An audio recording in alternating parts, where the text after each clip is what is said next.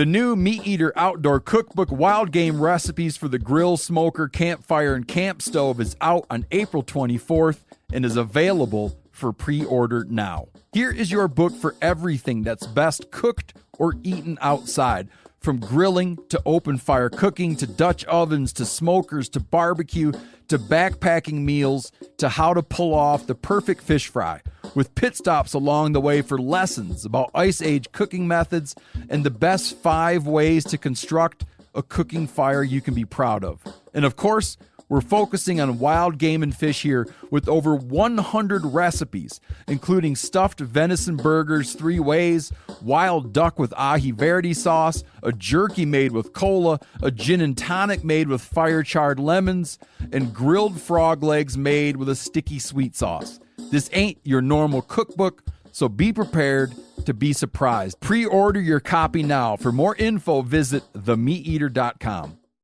Hey, what's up, my woods people? I'm Tyler Jones, and this is the Backcountry mini-series from the Element Podcast. Casey, fill them in. Since we are diving headfirst into the backcountry hunting this season, we decided to call in some help and talk to some experts that know how to crush it in the backcountry. So make sure and subscribe, and if this is helpful, we'd love for you guys to give us a 5-star rating and an iTunes review. Absolutely. Now let's get into it, because I still have a lot of Mountain House flavors to try before September gets here.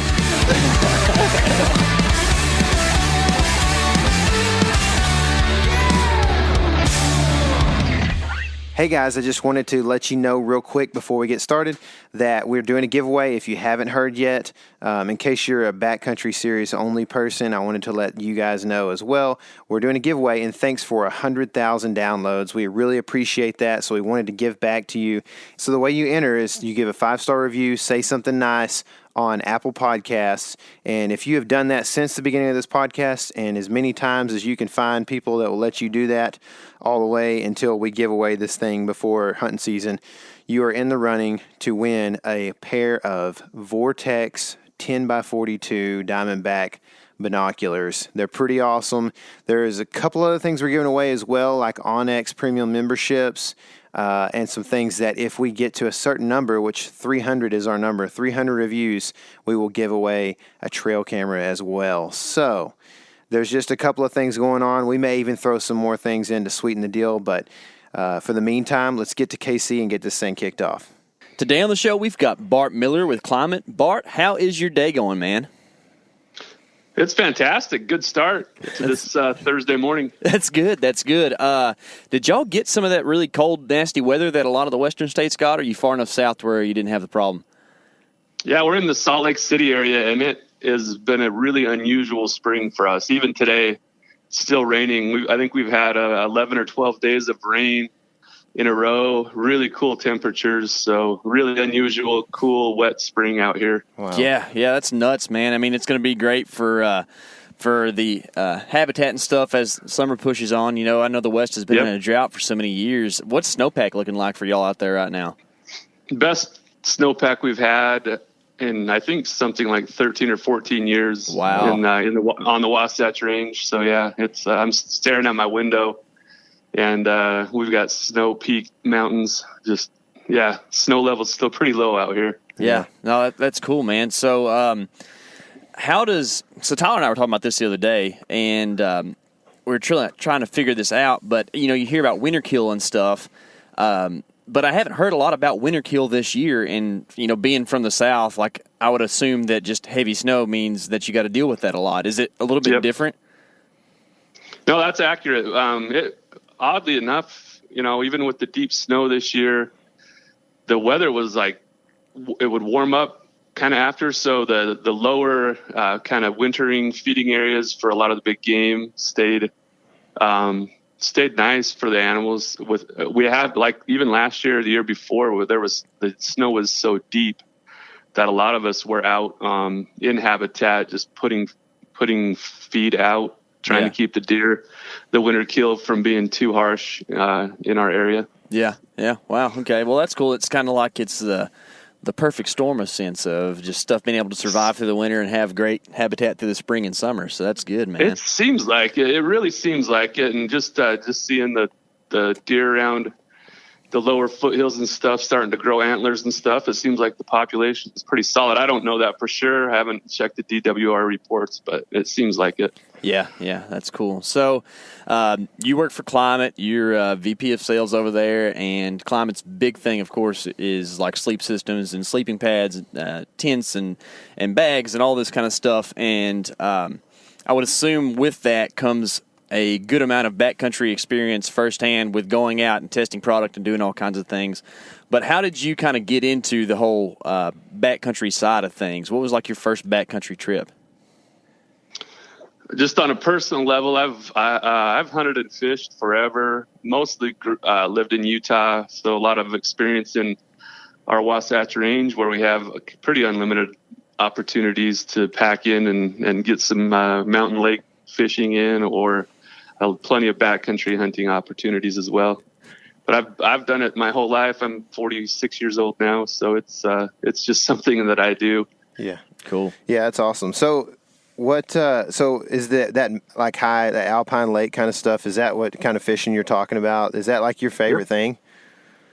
I love that. Yeah, it's in the summertime. It's definitely my favorite thing. But then, as soon as the fall weather starts turning, you get that. There's nothing like that feeling of the big game hunts being on your doorstep. I got you. I love going into fall. Yeah. Yeah, that the Utah big game stuff is kind of like such a dream for us non-residents. Like, it's not an easy thing to draw. But I do have a buddy that thinks he's going to draw a deer tag next year up there, and so we may be out in your country next year chasing deer.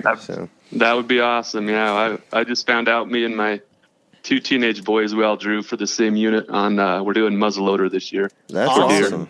Awesome, dude. Yeah. That's cool. So, is that like a coveted unit, or is that like one that y'all get to go in together and have a good time, or like what's that hunt look like? Yeah, for us, it'll be more like going in to have a good time together. It is really difficult to draw together, just the way the whole draw system is set up in Utah. But so it's an unusual year. Last year, I only had one of my boys draw, and I didn't draw anything last year. So this is going to be a really fun fall for us.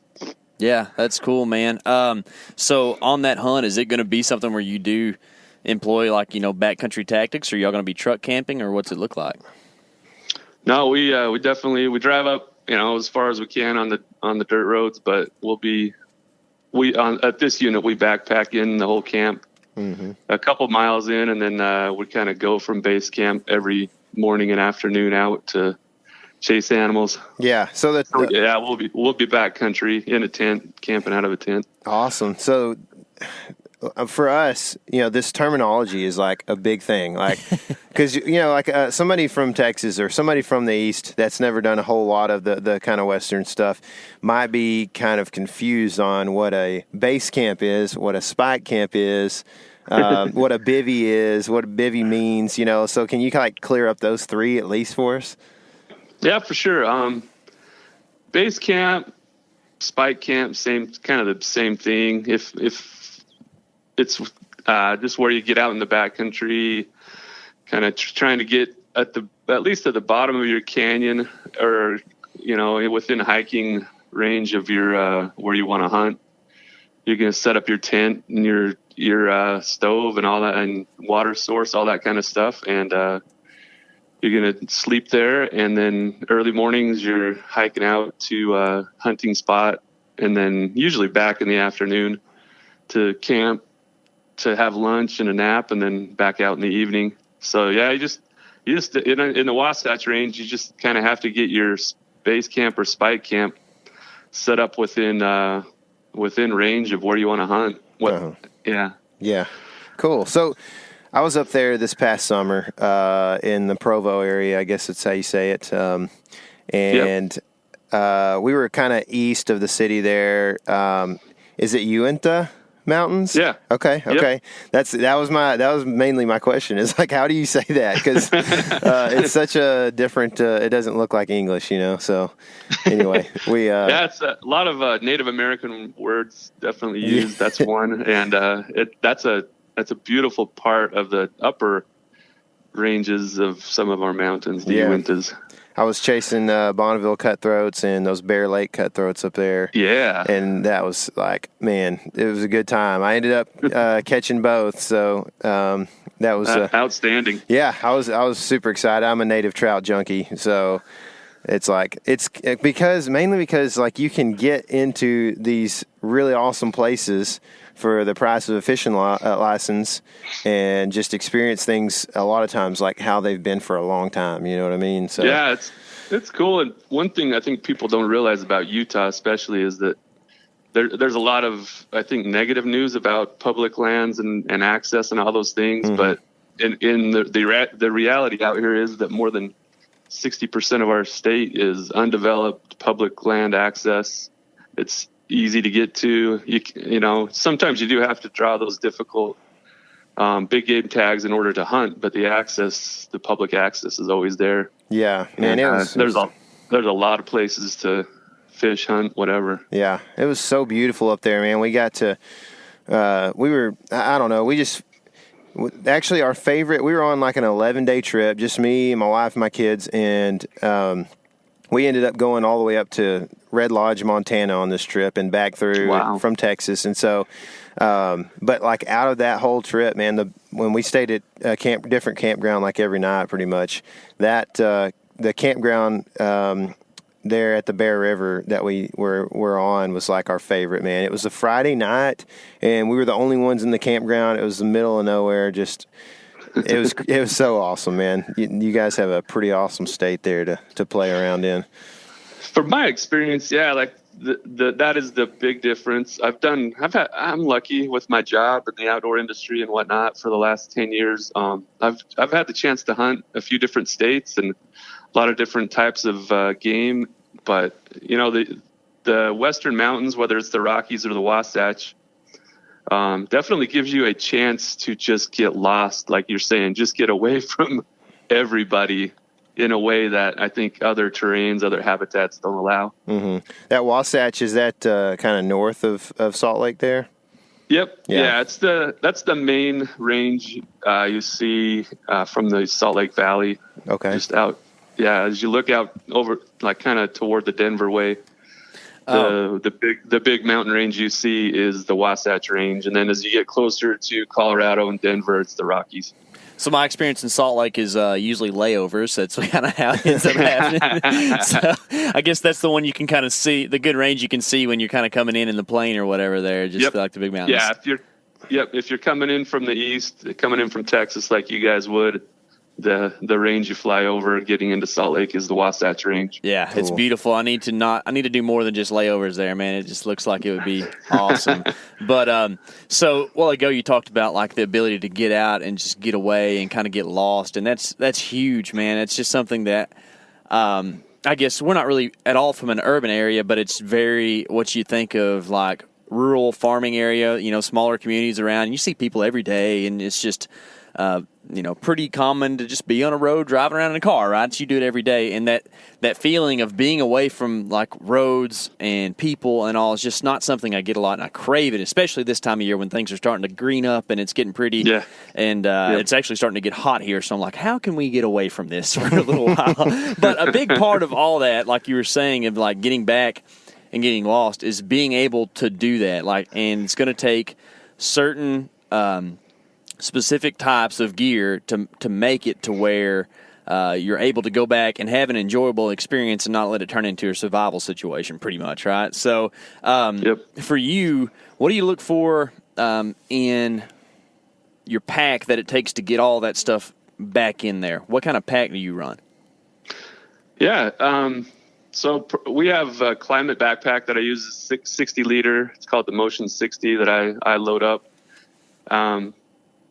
But the main thing that I think we got to continue to educate outdoors enthusiasts and sportsmen about is that you don't have to sacrifice anymore. The gear, like at Klymit, we specialize in making really packable, small pack size gear that creates a wonderful camp and sleep situation. So I think a lot of people think, man, one thing I don't want to do is just pack out there, be really tired from hiking, whatever, and then sleep on rocks and have a horrible sleeping experience. So I think, the main message we want to get out is that gear, especially Klymit gear, is so good, so compact, so rugged and comfortable these days that you don't have to sacrifice anything to get out, get lost, and have a great time, and really get good sleep to recover and have another fun experience the next day. So we're packed. I mean, we got tiny pack size. You're talking like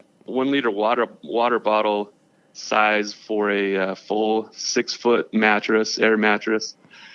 That only weighs 1 pound in your pack. A pillow is another thing. Like, everybody just talks about putting their dirty clothes under their head to sleep at night. And we're trying to get the message out. No, just take a dang pillow. Our pillows are 3 ounces. They they literally fit easily in your pocket, and they will change your life on comfort. So those are kind of the starting points. I think the cool thing about, being able to take your whole camp with you, be comfortable in a backpack scenario, is that your bed, including a really warm, comfortable sleeping bag, pillow, mattress, that whole setup is taking like 4.5 pounds and about a third of the volume of your pack. That's it. So you still got plenty of room for clothing to stay dry, warm, cool, wherever you're at. You got plenty of room for water and your freeze-dried foods and all those things to take with you for multiple days out in the backcountry. Yeah. No, that's cool. And you talk a lot about ounces and pounds, and that's all very important. But I want to talk about volume a little bit because I think it's probably a touch underrated. And there also seems to be different ways of measuring it. So across the industry, there's 2 ways, and you kind of mentioned one of them, but there's, like, you hear like 5,300 packs or 6,200 packs, and then you mentioned a 60-liter pack. How do those different units correlate? Yeah, it's all about volume. I mean, whether you're the liter, I think the liters is one standard, cubic inches is another standard. Okay. So it's just you just need to understand how much stuff you've got is one thing, and what kind of room for volume that you need. Don't forget to leave plenty of room for freeze-dried foods, and for, often in our mountains anyway, you can get 3 seasons of weather in one day. Yeah. So you got to have different clothing, and then food, water, all those things are really important. Yeah. And usually, the other thing, a lot of people think you have to pack a lot of water with you, which you want to make sure you have enough for a day. But usually there are great products now where you can use mountain streams and lakes and just purify the water as you go, rather than packing a lot of that weight with you. Sure, yeah. Do y'all carry any of that, or is that just something third party? Yep. Yeah, we don't make any of that. Yeah. Klymit's pretty focused on that, making the outside sleep experience great. Yeah. Yeah, for sure, dude. You mentioned the pillow earlier, and you guys, I don't know if you're still running or not, but you ran a deal not too long ago where it was like pay shipping, get them for free. And dude, I bought a bunch of I can't remember what they are. They almost look like a mini sleeping pad. But I bought those, and then I bought I think it's the X pillow.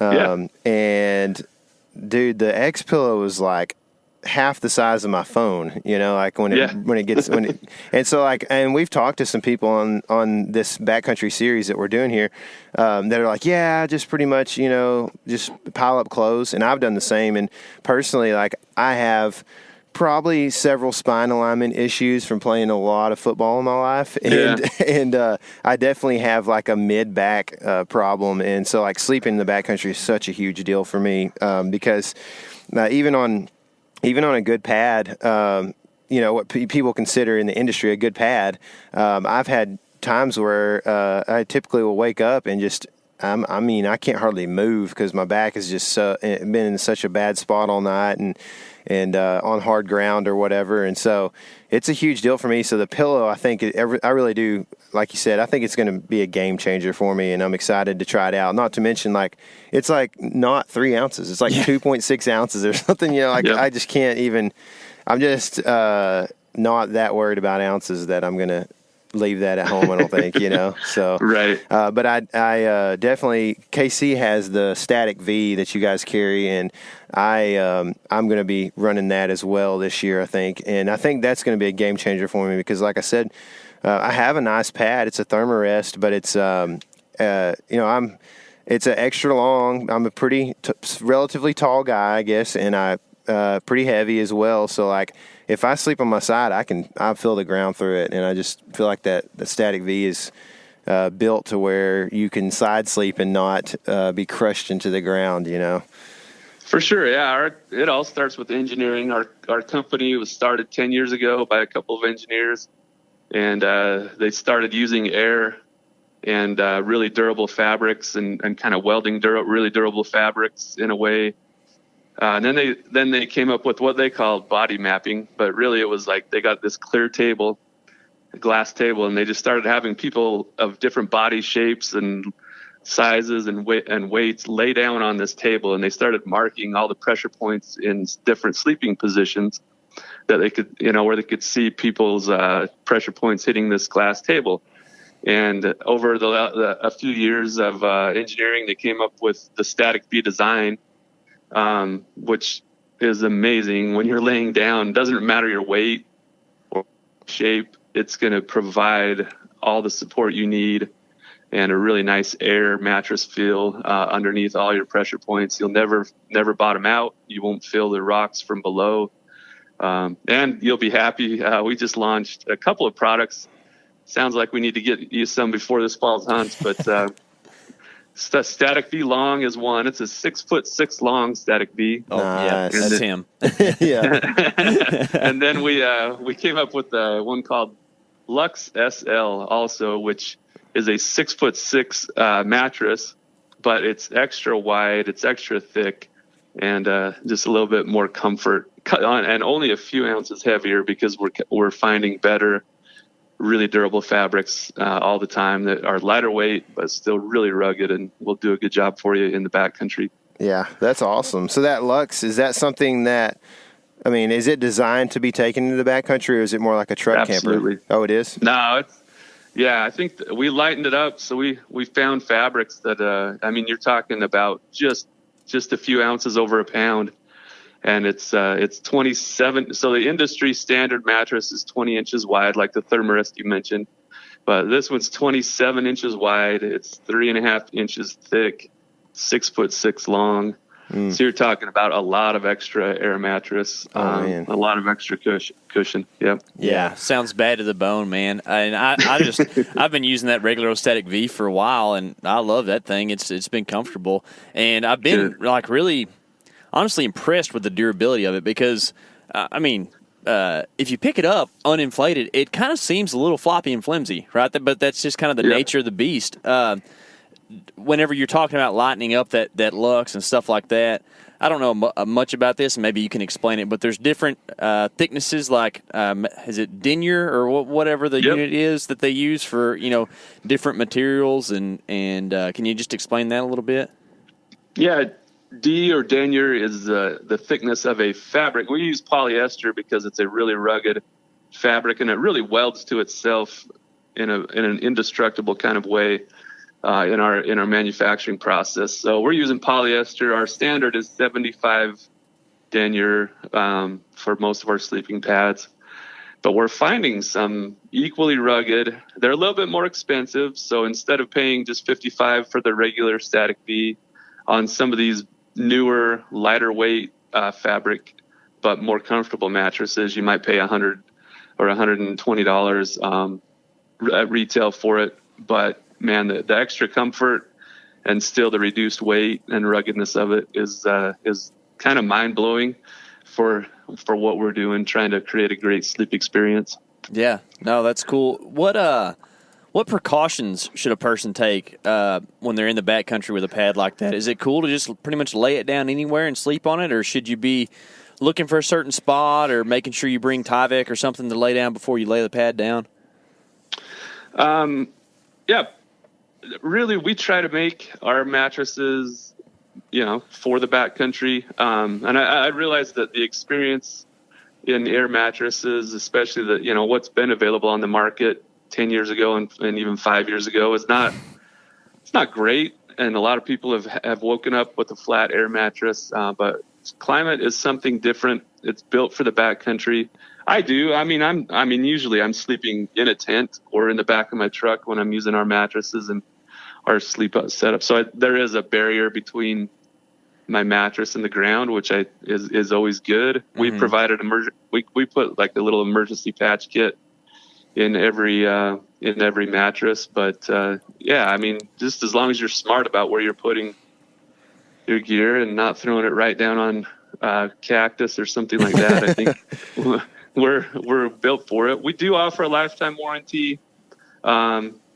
But you do not have to treat a Klymit mattress with kit gloves at all. You can treat it like a piece of backcountry gear. That's what it's made for. That's cool. That's good, man. So why 2 pillows? Why is there different types of pillows? Well, it's everything that we do. We think the buy decision comes down to is it weight or comfort or warmth those are kind of the main things that people are kind of weighing the options on. So we make different sizes of mattresses and pillows. The pillows, we're doing 3 sizes now. The one that you guys have is our lightest weight, smallest. And then we you can, for just 1.5 ounces more, you can get a lot more pillow and a little bit more comfortable material. And then we have what we call our Luxe pillow. That is our biggest pillow, 6 ounces, and comes with a washable pillowcase as well. So you can get back you can come back from 4 or 5 days of getting everything dirty and then come home and easily wash it. But it's all about how much weight you're willing to pack versus how much comfort do you want. That's always the trade-off in the different sizes of mattresses and pillows and sleeping bags that we make. Yeah, gotcha. So speaking of those bags, that's a big part of it. And I know like a lot of people kind of have a standard bag that they take on pretty much every place or every trip that they go on.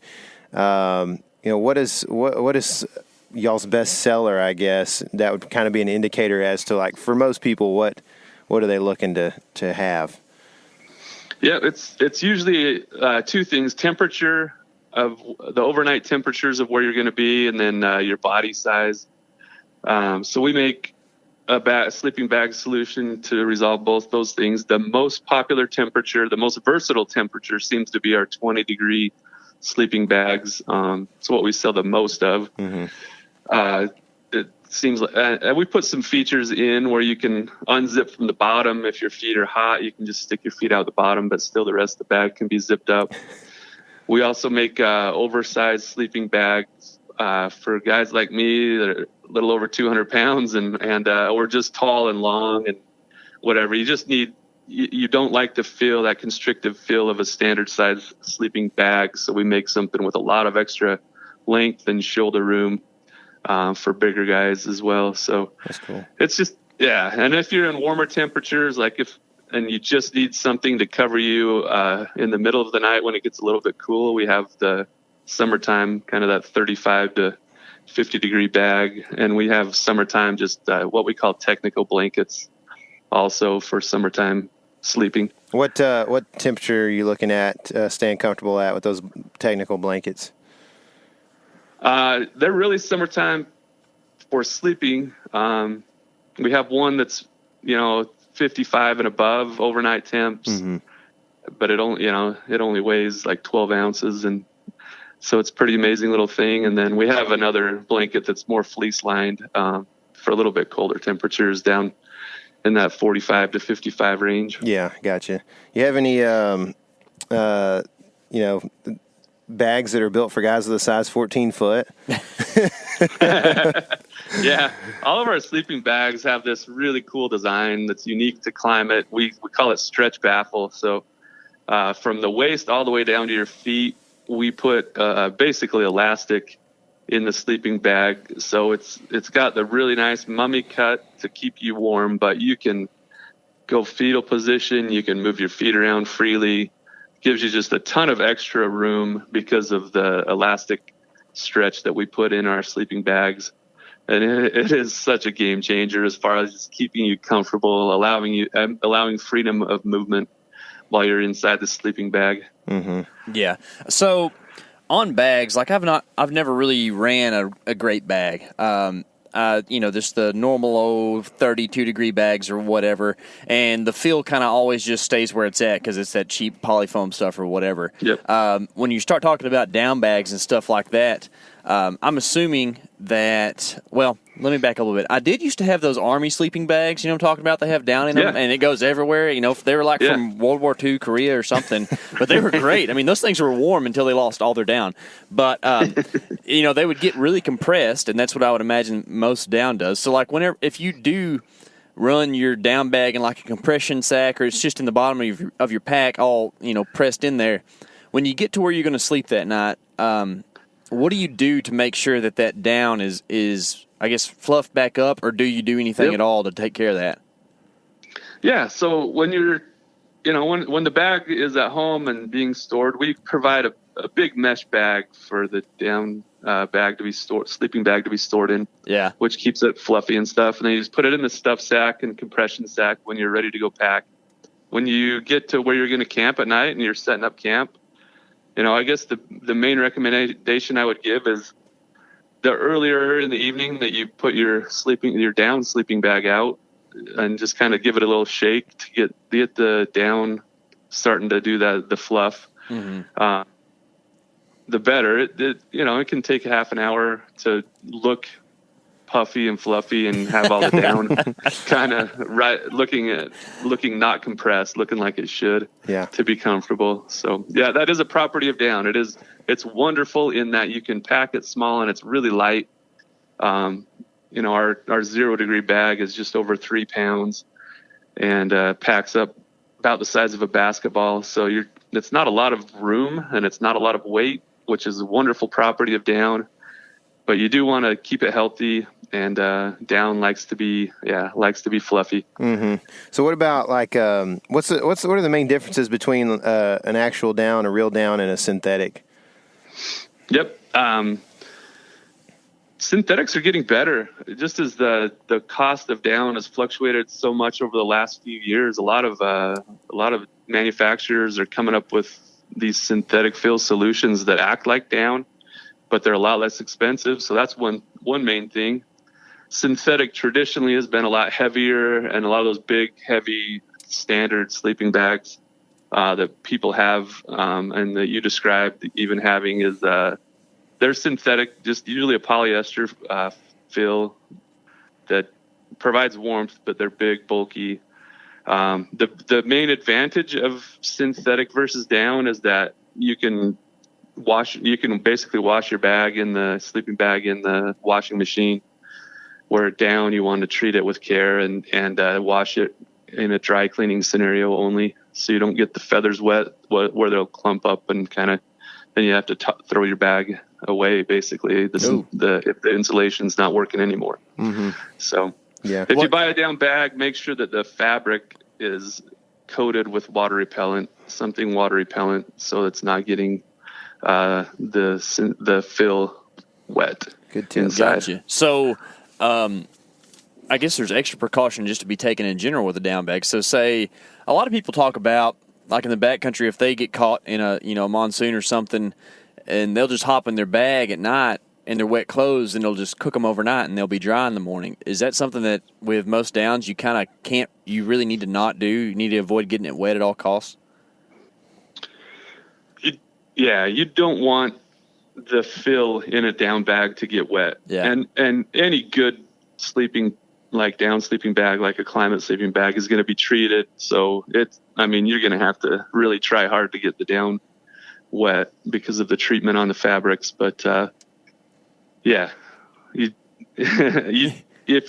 you're out in the backcountry and you're planning on being out there for several days, you definitely don't want to get the down fill wet. And if it's something that if you're going to be in really humid, high rain, chance of getting your bag soaked, you should consider synthetic fill, even though you'll be packing a little bit of extra weight. Yeah, yeah, gotcha. Well, extra weight is a good thing whenever it's the difference in freezing at night and actually staying warm. So, yeah, totally makes sense. On that note, do you have just any good general tips that might not be as gear-oriented, but just like for staying warm at night in your tent or shelter or whatever you might be, like good ideas or things to keep in mind when it comes to like selecting a campsite or a place you're going to lay your pad or whatever? Yeah, I think number one, it's called a footprint, or you can just buy a small tarp, lightweight tarp. But I think just a little footprint for your tent is always a good thing if you're worried about condensation or rain getting in through the bottom. Obviously, the quality of your gear is going to be number one. If you buy a $100 tent, expect it to be wet inside in the morning. You definitely kind of get what you pay for as far as gear goes. Yeah. Levelness and is always important. If you can there's a lot of opportunity in our mountains to kind of get a nice pine tree overhang that you can, with clearing underneath it, where you can put a backpacking 2-person tent. Mm-hmm. You get a lot of protection from rain and stuff that way. But as far as staying warm, I usually pack a little Mr. Buddy handheld heater and a small can of propane if it's going to be, 0 or in the single digits at night. No, sir. Not about that. Yeah. We camped in like 19 in Iowa a couple of years ago in the spring, in case he was like, I think I never want to do that again. That's pretty good. Yeah. You do want to be geared up right for that. It can be a lot of fun if you're geared up for it, but it can be so miserable if that's you're probably not. our issues. We just weren't geared. We don't have enough gear, probably. But one thing that to get to that point, to get to where you're going to sleep at night, especially when we're talking in the backcountry, you got to get there. So, what kind of boots are you wearing? Are you wearing trail runners, or are they like more of like a hiking boot, a hunting boot? Or does it just depend on the terrain? What does that look like for you? Yeah, I've done a few. Definitely a hunting boot. I mean, I like something that kind of comes up mid-calf at least, because it just seems like you just trash your legs while you're hiking through backcountry, if not. And then waterproofness is important, and lightweightness. Right now I've got a pair of Browning. I think they're 460 gram, but they're made for temperatures with a good pair of socks in that down below freezing, and they're nice and waterproof and lightweight. I've put hundreds of miles on them, so they're really comfortable. My feet do not ache at all. But I've tried the Kenetrex. I really like those, and cool. Right now I've got a Browning boot that I really like. Yeah. So a lot of times in those waterproof boots, especially when you got that insulation, even if it's cold and you're walking through that kind of thing, when you're hiking, you're going to get a little bit sweaty inside the boot. And so, foot care, obviously, on extended trips is a pretty big deal. How are you in like super cold weather? You start sweating. How are you able to dry that foot out? Is it just something that you just got to deal with until it's time to get in the bag at night or something? If you get the foot really wet, for sure, you just kind of deal with it and then dry things off well at night. Put a dry pair of socks on before you crawl in your sleeping bag if it's really cold. But honestly, as good as gear is getting, with a good pair of boots, and it's a lot of these wool socks now are moisture wicking too, so they're kind of doing the job for you on the sweat side, unless you just get submerged in going across a river or something like that. Mm-hmm. A good pair of warm but moisture wicking socks is kind of solved a lot of those foot issues that we used to all be plagued by. Yeah, I hear you. So you mentioned putting socks on and hopping in your sleeping bag, dry socks. Are you one of those guys that sleeps with clothes on in a sleeping bag most of the time, or not?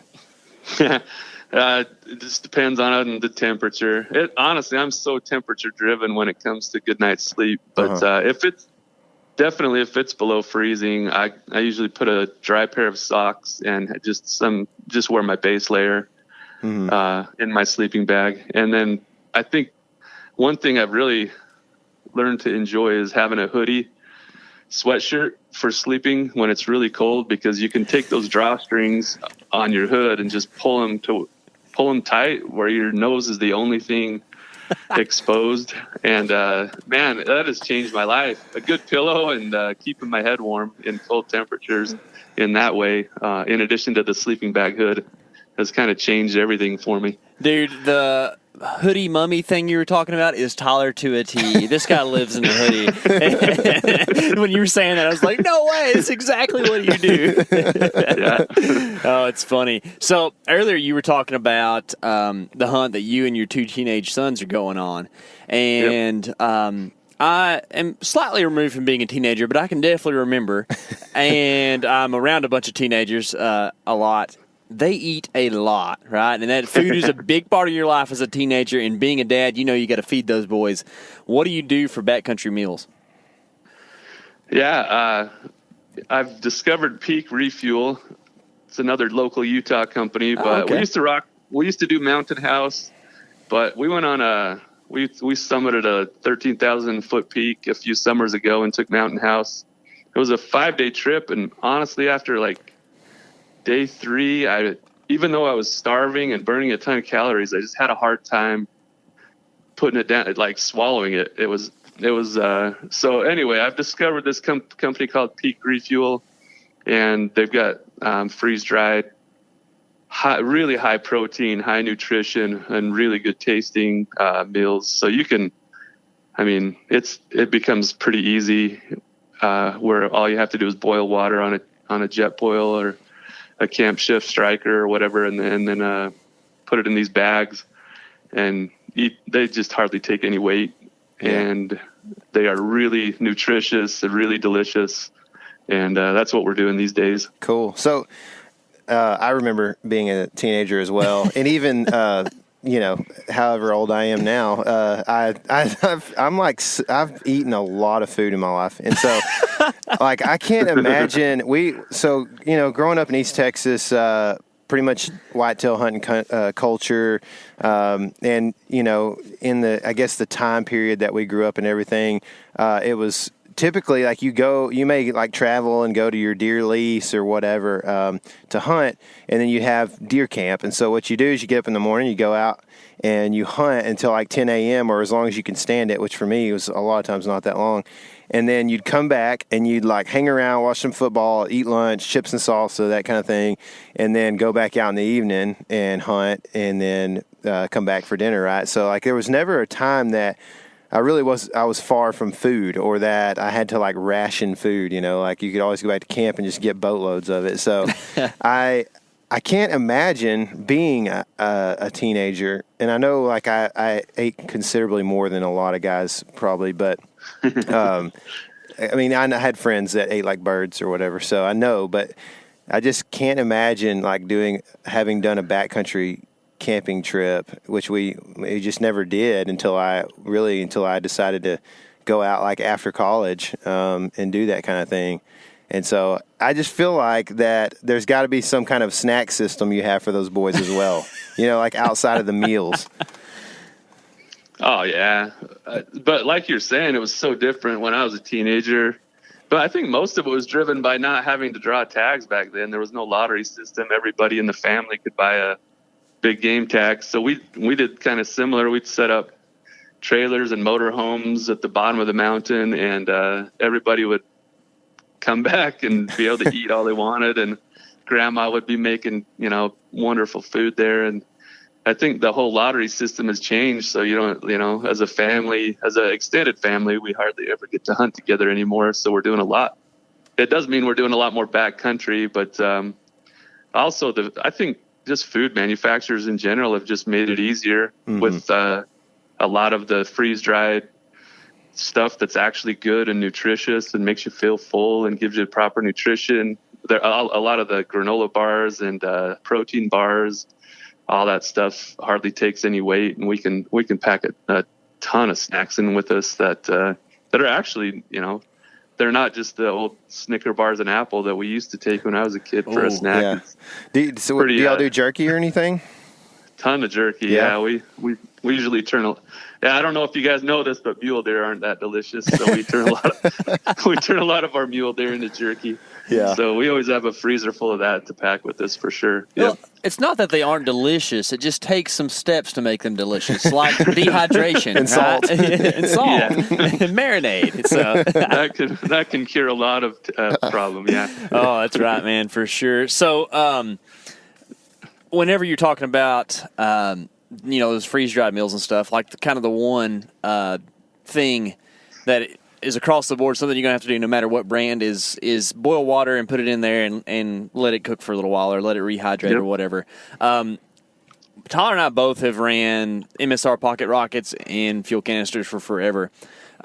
Is there a better system that you found for doing that?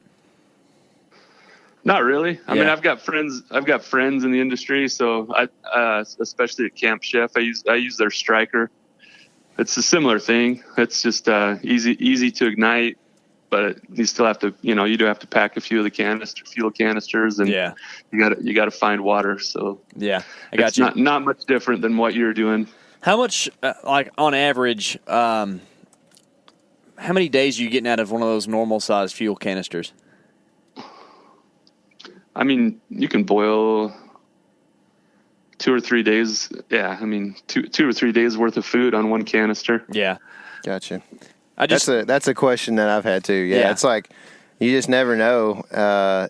Well, for one, like we'll go on a trip, something like a lot of times if we're deer hunting, we're hopping around different places and stuff. We'll, during the middle of the day, we'll do the pocket rocket mountain house thing if we're not anywhere near close to town or something, so, and then like we've both brought a canister, and then by the time you get 3 hunts into this, you don't actually know how many meals you've done on one canister. And so it's confusing. I know you had the same problems.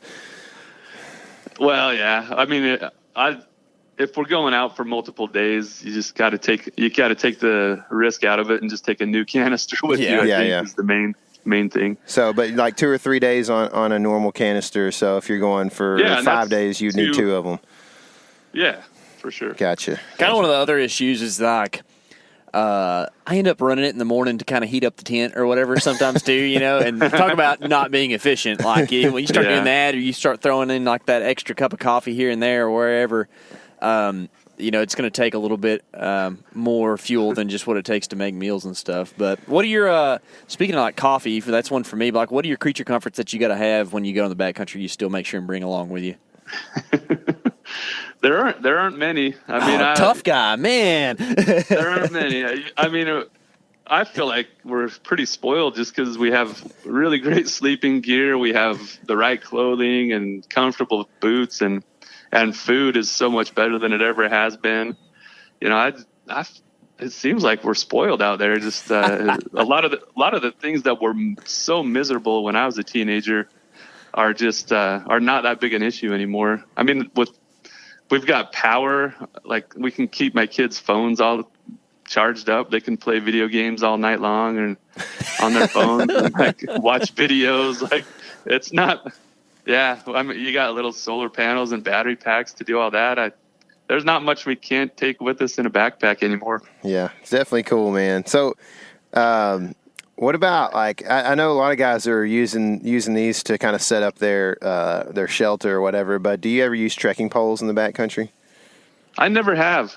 No. Gotcha. Just seems like one more thing, and if you're packing a rifle or a bow or whatever, it's they don't seem too practical. Yeah, you could just use a rifle as a trekking pole if you wanted to, bad enough, right? So, kind of the big thing, maybe like the motif that you talk about with Klymit stuff, is saving space and saving weight, right? And when you talk about saving weight, like the thought comes to mind. Are you trying to save weight on the sleep system stuff so that you can have extra room or extra weight capacity for other things that might make you more comfortable, or are you trying to just be lighter in the backcountry in general? It's being lighter in general without giving up comfort. Yeah. That's really what we're all about. Like, we don't want it to have to be a trade-off. We want it to be, you know, light, low volume in your pack, but still provide a really nice experience when you need it. Honestly, weight just sucks. It's just Yeah. I mean, it's just something that can make the experience not as fun if you're overburdened on your pack. Yeah, for sure. And that's what keeps you out there, right, is having fun. So that's right. Yeah, 100%, man. So if a guy was to ask you for your number one just like slick tip that you have, man, that's just like something that, you know, not many people do that you don't think. Do you have something like that you think, man, I'm pretty genius about this thing? I mean, we've already revealed the hoodie trick. So okay. Yeah, that's honestly, it's two of a kind. I think people. The main thing is you gotta start with great gear. Don't skimp on that. And I think traditionally people have like had to compromise between, man, do I really want to take my comfortable sleeping bag and a pillow? If I do that, I don't have room for all the food or all the proper clothing that I'm going to need. And so, you know, the slick tip is start with a bed and gear that's small, lightweight, but still provides great comfort. So you have plenty of room left in the pack for all the food and snacks and water purification and clothing that are going to make the experience great. Mm-hmm. For sure. Yeah, the sleep is such a huge deal, man, to me, and so I understand what you're talking about. Honestly, like if in a hunting situation, sometimes it's the difference in you just sitting there and going, that bull's too far. We can hear him, but he's too far, you know. And then you actually like having the gumption to go do it and make something special happen, you know. Yep. So, good tips. Yeah, no, you can't do it without good night's sleep. That's sure. right. That's right. You got to recover. Yeah. So, Bart, if someone does want to stop compromising on gear and go get some legit Klymit stuff, tell them where they can go find that at. Klymit.com is it's where you can see everything and see some of those great deals. It's klymit.com. And a lot of the retailers that you shop at anyway to get gear up for a camp trip or a hunt trip are going to carry our gear. Cabela's, Sportsman's Warehouse, where you're going in New Mexico, and just retailers across the country. Academy in Texas, Academy Sports and Outdoors carries our gear. So cool. Yeah. It's pretty widely available. Awesome, man. Well, I'll be sure and link to all that in the notes below, and that way people can find you and Klymit and show support. And Bart, we can't thank you enough, man. It's been a great podcast. It's cool to get your perspective on some things, especially from a guy who, who works for a company who puts so much emphasis on good sleep. I can tell you that anytime that I've had bad night's sleep, whether I'm in the backcountry or I'm at a deer camp somewhere, like the next day is a tough day of hunting, and we want to have good days of hunting, right? That's right. That's what it's all about. Yeah. That's right, man. Well, thanks so much for spending some time with us, Bart, and we'll talk to you soon, dude. Thanks, you guys. Yep, see ya. Man, that was some killer info. If you found this interview helpful, be sure and leave us a review below and comment what you thought was the most helpful tip from this episode. For sure. Make sure you also follow us on our social media platforms, Facebook and Instagram, and also subscribe on YouTube so you can see how these hunts turn out. Remember, this is your element. Live in it. Been waiting my whole life for that.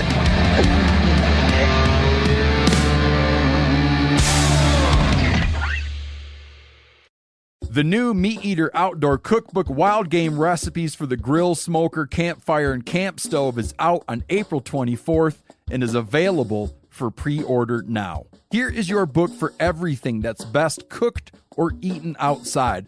From grilling to open fire cooking to Dutch ovens to smokers to barbecue to backpacking meals to how to pull off the perfect fish fry, with pit stops along the way for lessons about Ice Age cooking methods and the best 5 ways to construct a cooking fire you can be proud of.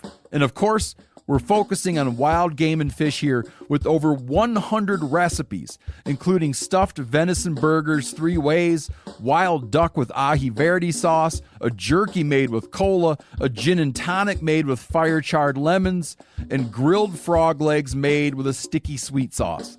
This ain't your normal cookbook, so be prepared to be surprised. Pre-order your copy now. For more info, visit themeateater.com.